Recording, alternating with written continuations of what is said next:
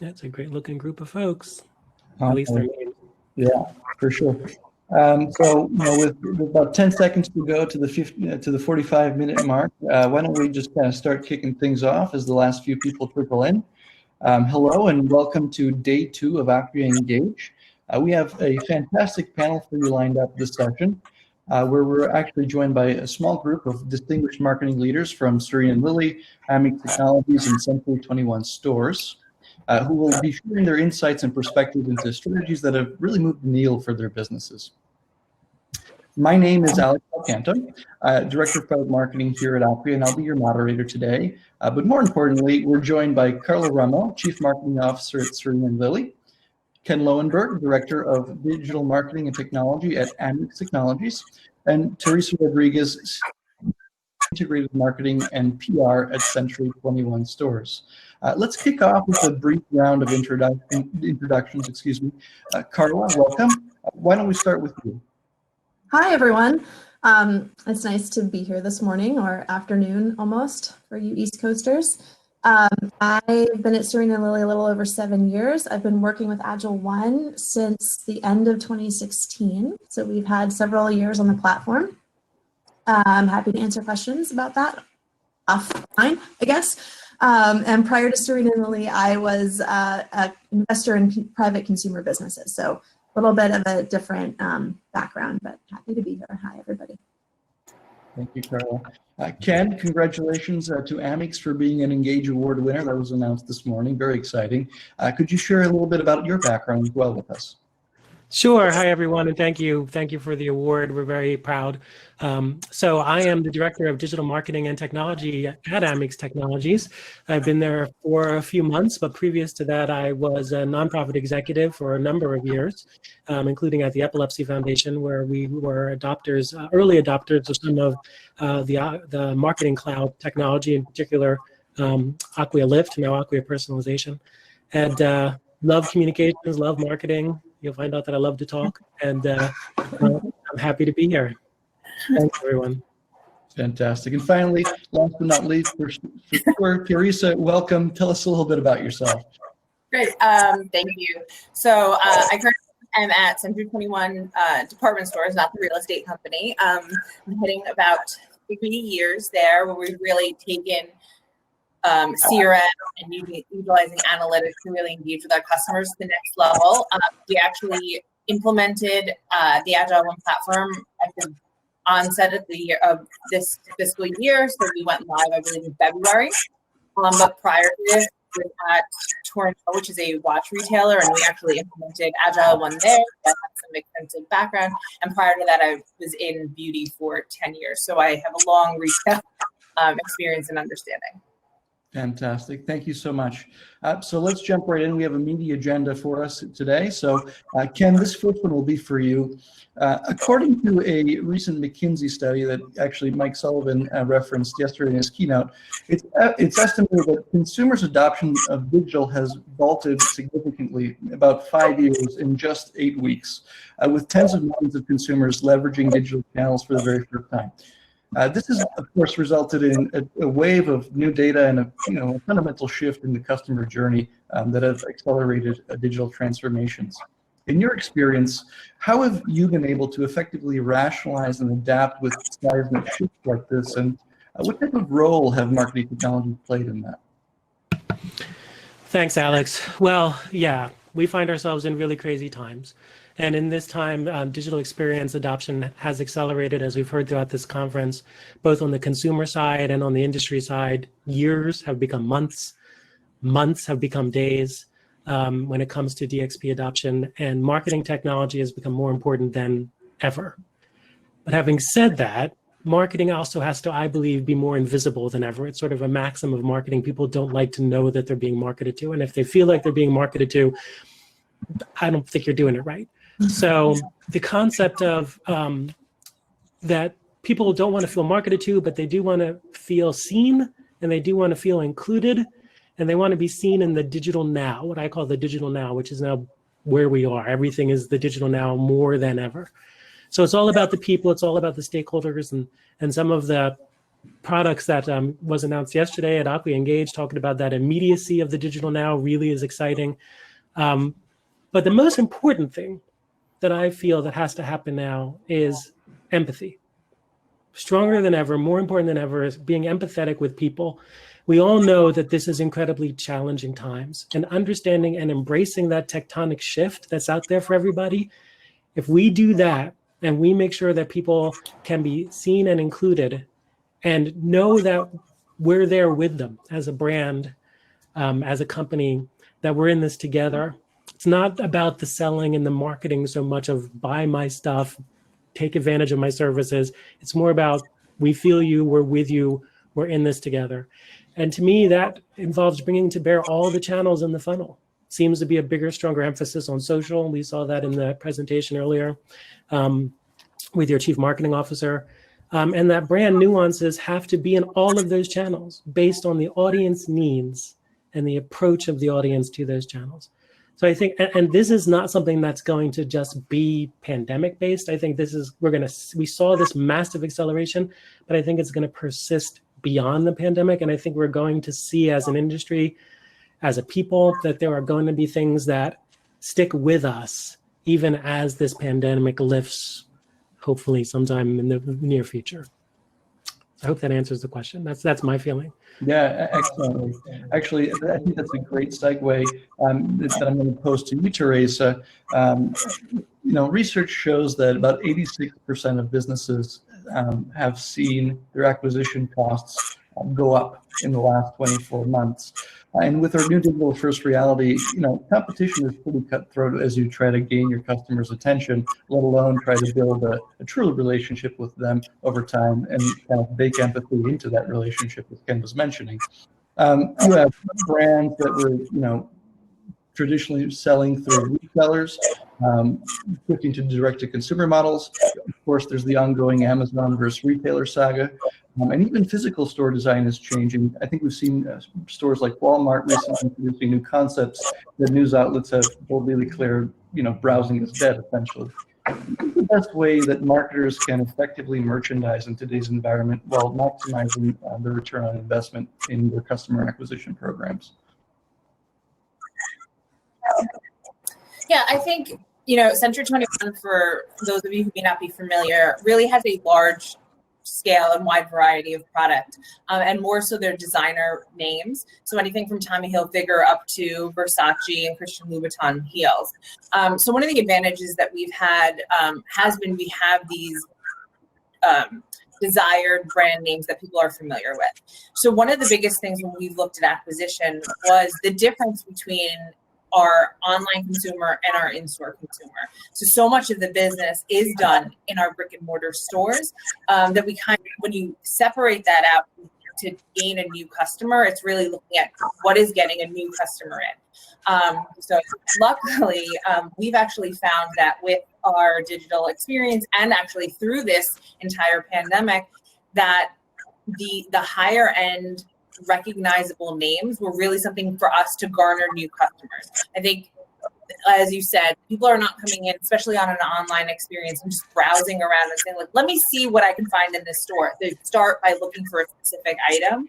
So that's been an opportunity for us to be able to capitalize on those, sought after items and sought after brands to capitalize on, the price point that we have. And because we've been around for so long, we've built a level of trust to, again, be able to not only, there's a lot of customers that we've had that's like, oh, is Century 21 a real brand? But when they do research, we've built this level of trust with customers to be able to then start that funnel.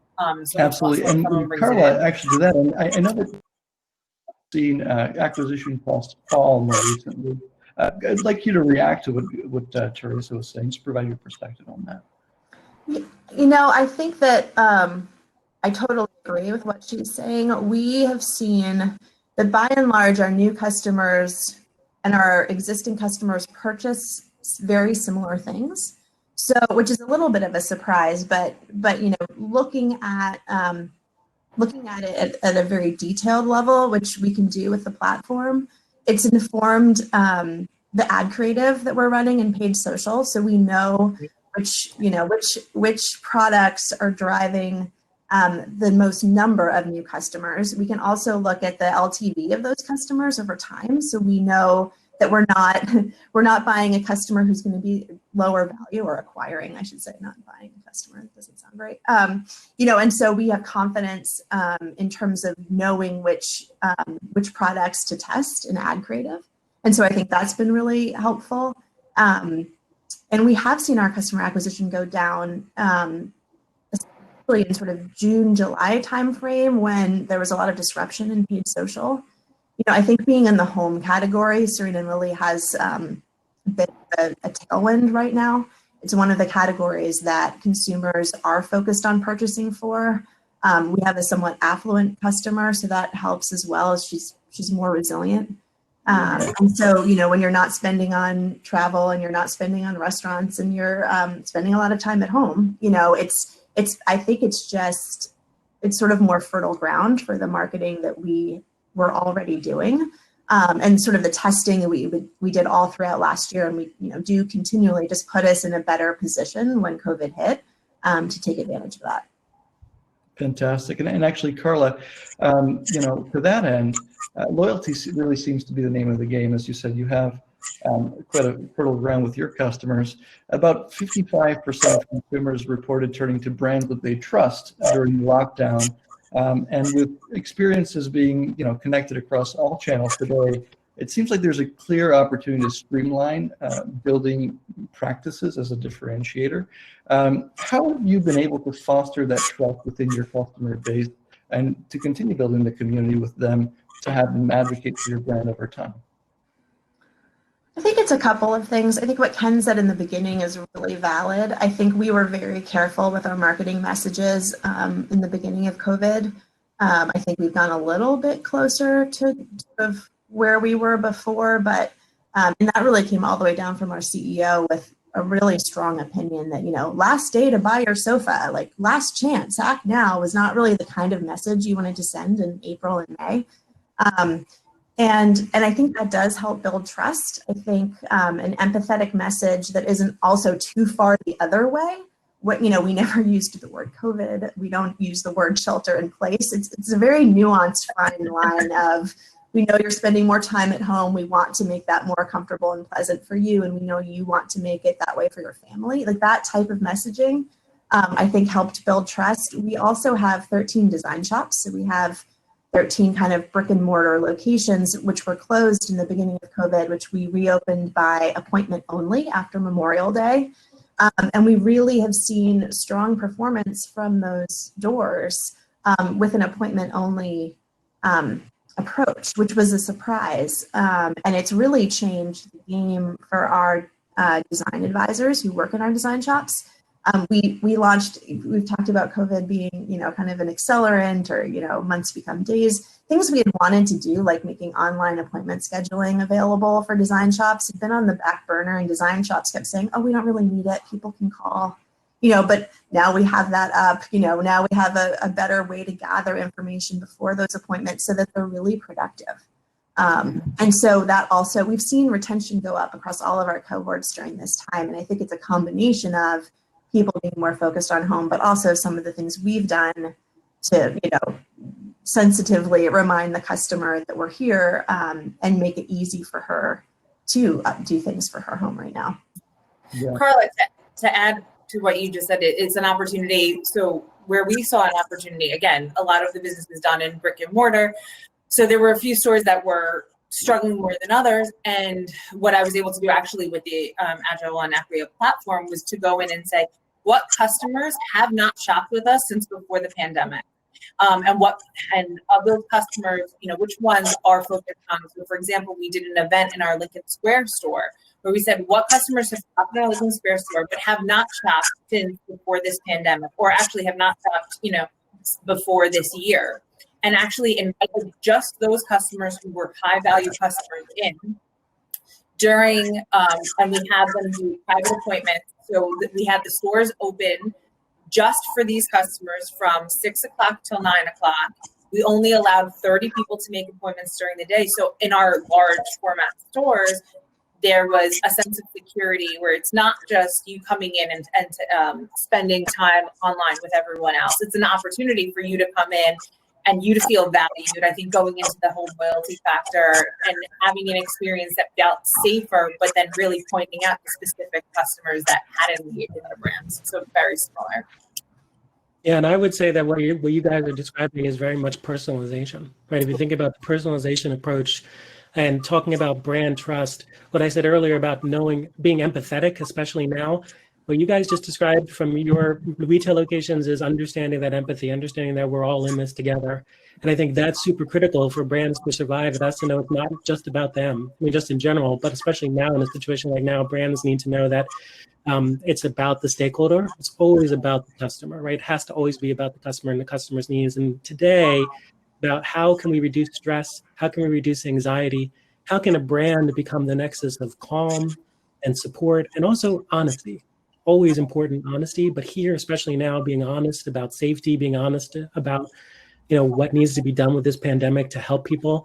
And really the concept of personalization, knowing that who the customer is, what they've experienced, whether they've been to the brick and mortar or not, whether they've been to your site or not, whether they're going to different places now, and using that kind of a personalization strategy to make sure that, again, the customer is seen and supported and the brand is empathetic with that customer. Super. Yeah. I also found for us, we wanted to add a little bit of levity, like fashion can be fun. So there is a lot of, well, since you're at home, you only need tops. Like, there's a little bit of everyone doesn't want that gloom and gloom, all day because we're living in this. But yes, 100%. I completely agree with you. Absolutely. Actually, one of the things that I picked up on as you guys were chatting, it sounds like, there's a great deal of kind of integration of services that is occurring as you try to differentiate your experiences, whether it is kind of an appointment-only approach to your design shops, or rethinking the ways of how customers actually come and kind of interact with your brand at Century 21, Teresa. With that, it seems like there might be a bit of a shift in how brands might approach more traditional kind of brick and mortar approaches, or even kind of hybrid approaches with these value-added variables. What is there a shift in how you define success for a kind of e-commerce first strategy as you do business in the pandemic world today, or is it the same? For us, it's really the same because we try to be fully agnostic as to where she transacts with us. And so, we do see a higher order value when she transacts in the design shop, but this would be the last time to ever be pushing customers to brick and mortar, right? I mean, talk about lack of sensitivity. So in a way, no, I think it's helped us though, kind of think about ways that our online experience can support the design shops, and vice versa, really. That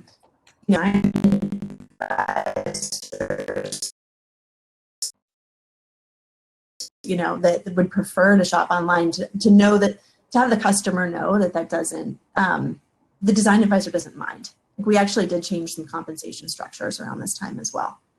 So that we're not on commission, but we did have kind of a lot of performance comp for our store managers, and to not have that as much is I think a way to have everyone feel very comfortable that really we should be supporting the customer however she wants to shop.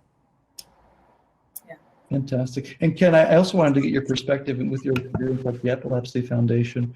How is it different in terms of fundraising for a nonprofit where, typically a lot of that is fundraised either popping in or online traditionally? Has that, been affected by the pandemic? Well, yes. Well, lots of fundraisers are done in person. Think about your walks, your run, the various walks you have around the country. All of that has been forced into a digital scenario. And so thinking about a virtual approach to all of those kinds of events has been a significant shift. And then also talking about sort of the individual crowdfunding. and fundraising that you might see on the Facebook fundraising strategy. Facebook fundraising and those kinds of individualized fundraising has become incredibly important, and having organizations really push the individual to raise that kind of crowdfunding fundraising has been a big shift. It was moving, it's like one of those things that was moving that way anyway, but this has super accelerated that. Months have become days. So it's been a shift. But the nonprofits they're somewhat struggling because they require charity, people giving, and when there's not a lot of disposable income and people are worried about protecting their nest egg, they're less likely to give. But we find new ways to get people to give and new strategies. So I think there was a lot of worry at first, but I think that worry is beginning to shift a little bit as these new strategies are being adopted. But yeah, it's a virtual world. It's an individual crowdfunding world now. Thank you, Ken, and thank you all to all our panelists for taking the time to share your perspectives. Unfortunately, that's all the time we have for now. But number one, if you do like to donate some money to Black Girls Code, who is with us here at Engage, you can certainly do that. But please feel free to join us in our final breakout session of Engage 2020, the future of customer experience with Acquia Marketing Cloud up next.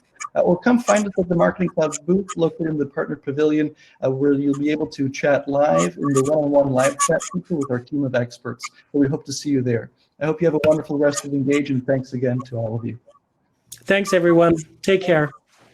Thank you. Bye. Bye. Thanks, guys.